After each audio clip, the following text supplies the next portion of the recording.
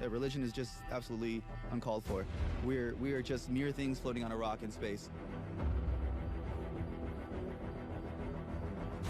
We are not only figuratively, but literally stardust. You don't have to go to church on Christmas, and it is about being good, and that's what all religions are about anyway. Are you an atheist? Yeah. Gonna kill yourself? Yeah, I'd like to. So you're an atheist? Yes. I need to know what to believe in. Like what happens when you die? Yes, I don't want to be a bag of dust.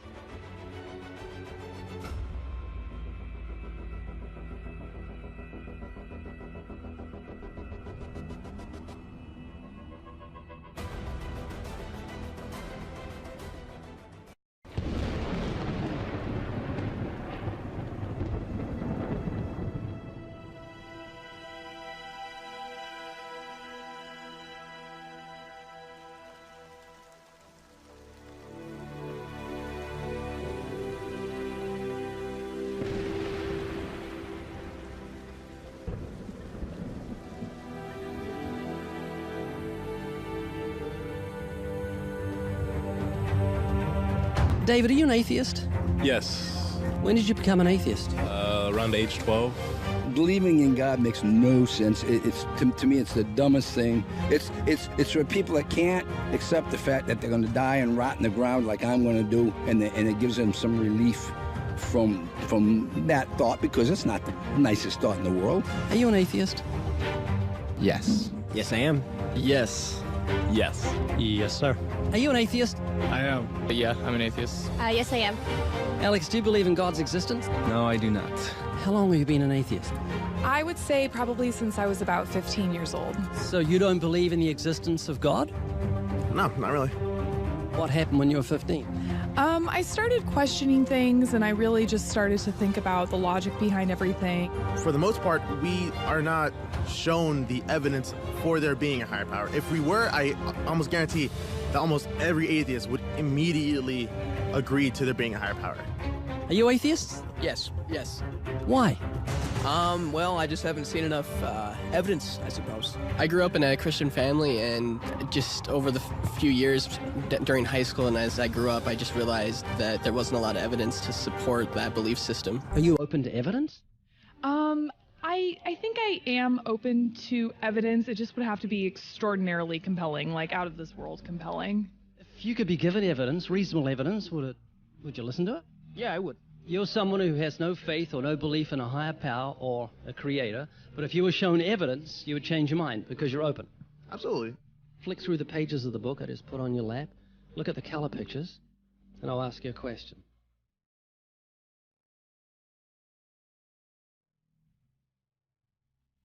Do you believe that book could happen by accident, that nothing produced the color pictures in the book, that red, orange, yellow, green, blue, indigo, violet ink fell from the sky and formed itself into those beautiful pictures, and then black ink fell from the sky, or from nowhere, and formed itself into coherent words and sentences, capitals and periods and commas, making sense, page numbers fell from the sky, all in order, and then it bound itself and formed itself into a cover with artwork, and there we have a book.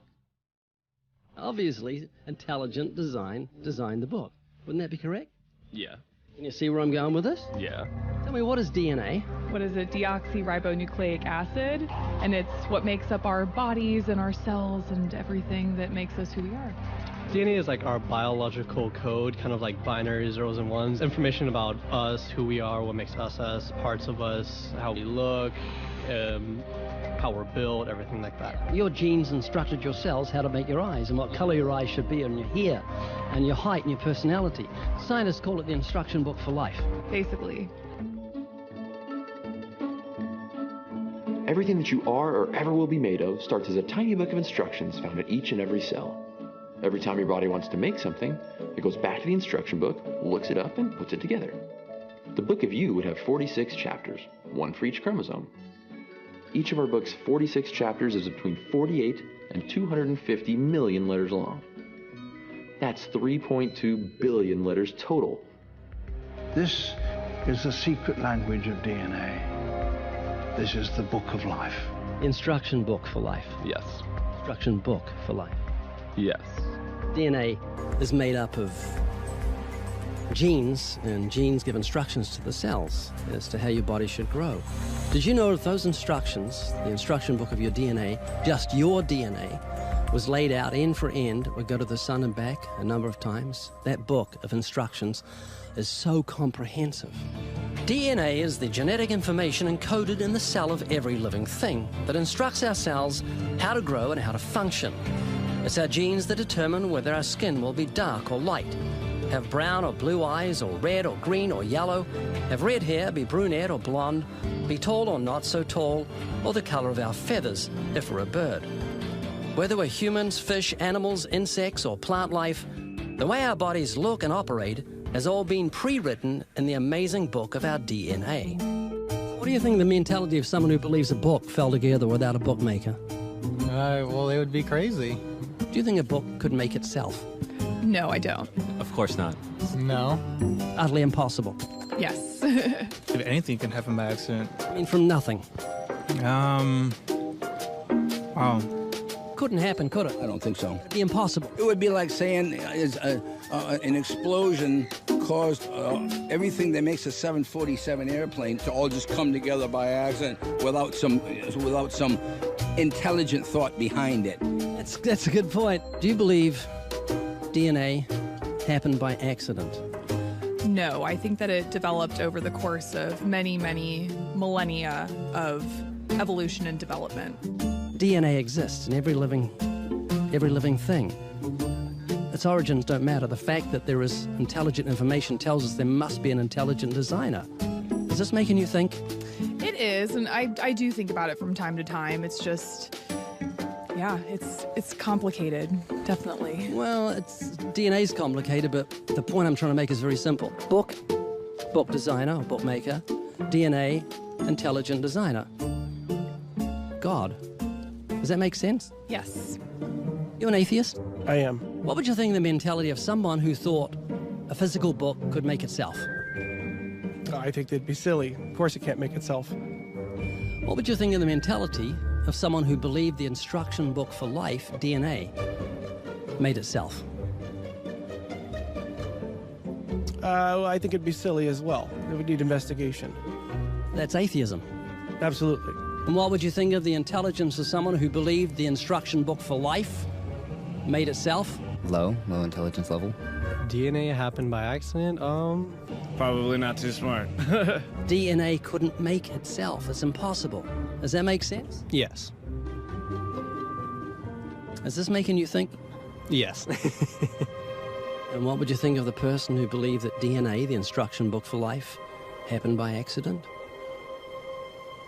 Because we're not just talking about human beings, we're talking about every form of life. Fleas, cats, dogs, elephants, cows, horses, trees, plants, everything has DNA, the instruction book for life, which makes the book in your hand just seem feeble compared to the infinite intelligence that must have put the instruction book for life together. Can you see what I'm saying? Yeah. Do you believe DNA happened by accident? I believe it could. Explain it to me, how a program could make itself out of nothing on how to make a human eye, giraffe size, elephant size, cats, dogs, puppies, flowers, birds, trees. Every living thing has DNA that's so complex, it's mind-boggling. It must have been a genius beyond any human reasoning that put it together. And to say it happened by chance is infinitely sillier than saying a physical book happened by chance. All I'm doing is reasoning with you. I'm not arguing. I don't want to win an argument. I'm just saying I want you to concede something that's absolute common sense. You're an atheist, so you believe the scientific impossibility that nothing created everything. I mean, it can't be nothing. We all have to start from some point. I wouldn't say nothing created it. There had to be something there in the beginning. You like Richard Dawkins, don't you? Well, I mean, yeah, I like him.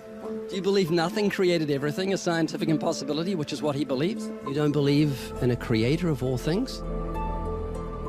If he says that, I think it's a very strange thing to say. Well, he says it.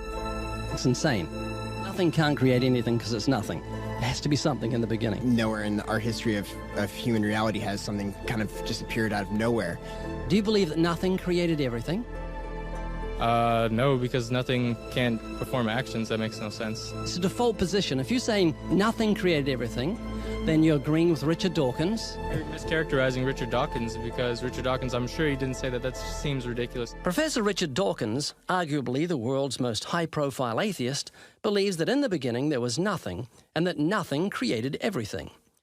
As he attempts to justify this belief, admitting that it defies common sense, the learned professor calls nothing something. Watch the reaction of his audience. Of course it's counterintuitive that you can get something from nothing. Of course common sense doesn't allow you to get something from nothing. That's why it's interesting. It's got to be interesting in order to give rise to the universe at all. Something pretty mysterious had to give rise to the origin of the universe. Which is exactly what's meant by nothing, but whatever it is, it's very, very simple. And why is that funny? Well, I think it's a bit funny to be trying to define nothing.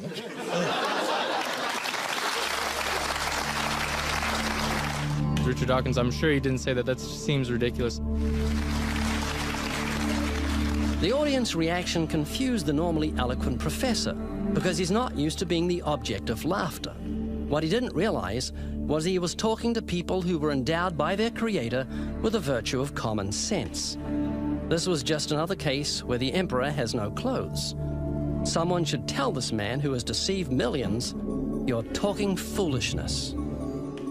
Is that what you believe? I mean, it can't be nothing. We all have to start from some point. But there has to be something that created everything. You just wasn't God. Is that what you're saying? Yeah.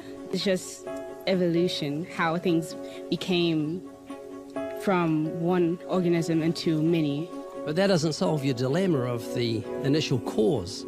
There has to be an initial cause. If there was a big bang in space that from there issued cats and dogs and horses and cows, the sun, the moon, the stars, the seasons, and all this marvel of creation came from a big explosion, what caused the explosion, and where do the materials come from the explosion, and why is there such incredible order from the explosion? Every explosion I've heard of creates chaos, not order. That makes sense? Oh, yeah. This is what you're looking for if you were looking for truth. This is your information that you need to say, oh, that's logical. How could all this design from the atom to the universe, an incredible order, just happen by accident? Because an atheist actually believes nothing created everything, which is scientifically impossible.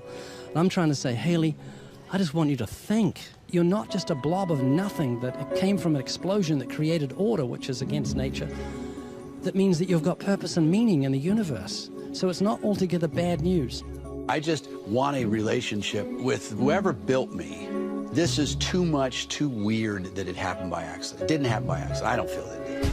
In June of 2016, I interviewed theoretical physicist Professor Lawrence Krauss and asked him the same questions I asked the university students.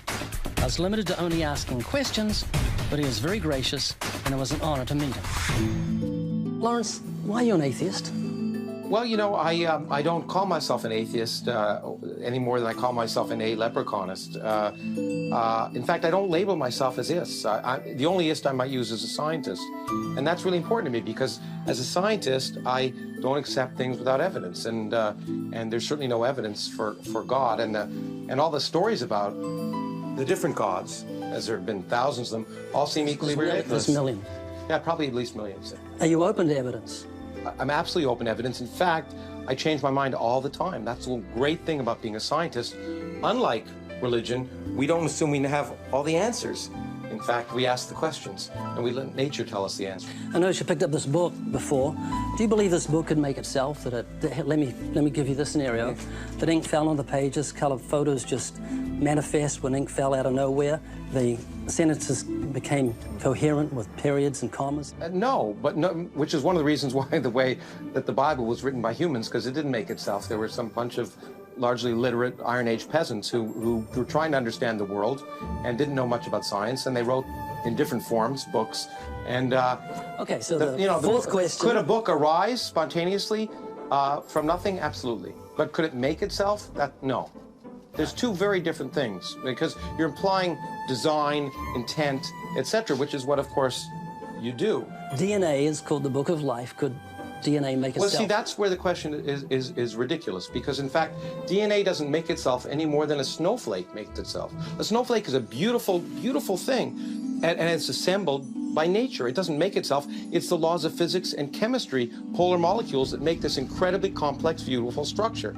Now, the same thing with DNA. DNA is an amazing structure, and the laws of physics, chemistry, and ultimately biology, but which derives from that, will in principle explain how DNA first arose. You give me the laws of polar molecules, and I'll give you a snowflake. There's no intent, no grand purpose, no design behind it, even though they look designed. The illusion of design is an illusion.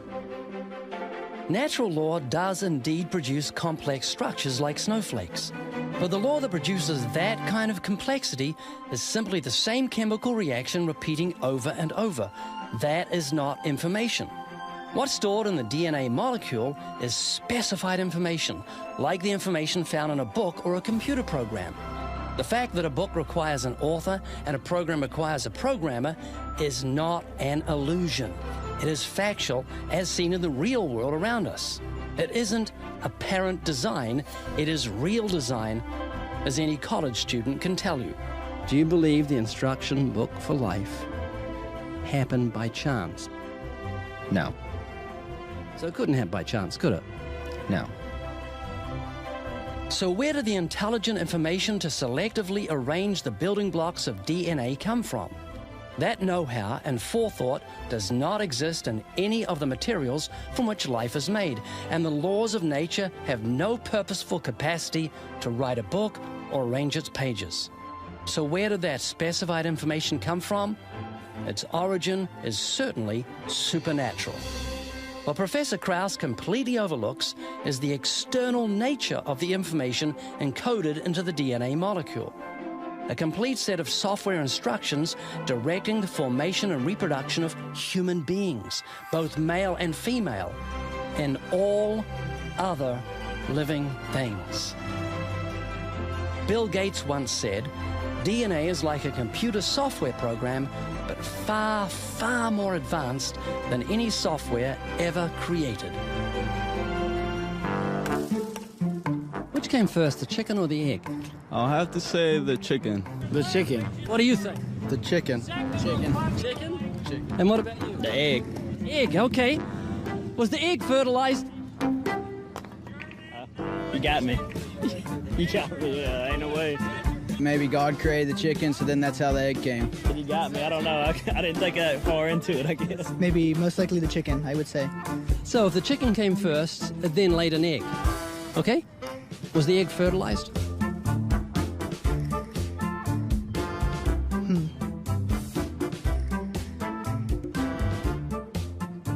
Don't know.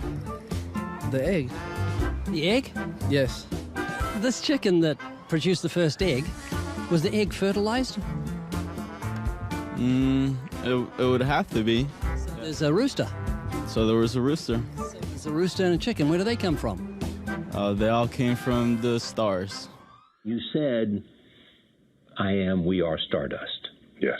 What does that mean? For me, the most astonishing fact is that the molecules that comprise our body are traceable to the crucibles of the centers of stars. And we are not only figuratively, but literally stardust. Okay, so where did you come from? I came from the stars. No, you came from your parents. Obviously, I did, yeah. Where did they come from? And they came from their parents. And where did they come from? From their parents. Right back to Adam. Correct. Adam was created by God, and he made male and female, and he made the birds of the air and made them male and female so they could reproduce after their own kind. Okay, explain this to me. If you really believe in evolution, before it had eyes, how did it see? The eyes have to evolve because the thing's evolving from stardust. Correct. So they probably didn't see, they felt. Did it have a brain, or couldn't have had a brain until the brain evolved?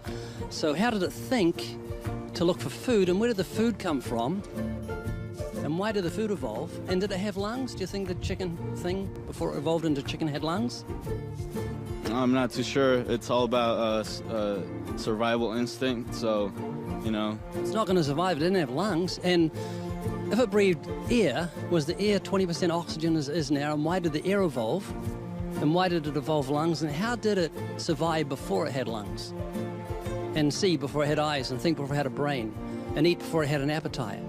It doesn't really make sense when you think about it, because you've got to translate that to elephants, horses, cats, cows, human beings. Every living thing that apparently evolved from stars had to evolve eyes and ears and a mouth and a nose and lungs and heart and kidneys. Let's go back to something more simple regarding that first chicken that came from the stars. Which came first in the chicken? Was it its blood, or its heart, or its blood vessels? Which evolved first? I do not know the answer. Well, if it was the heart, why did the heart evolve when there was no blood? If it was the blood, why did the blood evolve when there was no heart to pump it around? If there are no blood vessels, how did the blood get around the body of the chicken to keep it alive if there's no heart to pump it? I've always had the doubt.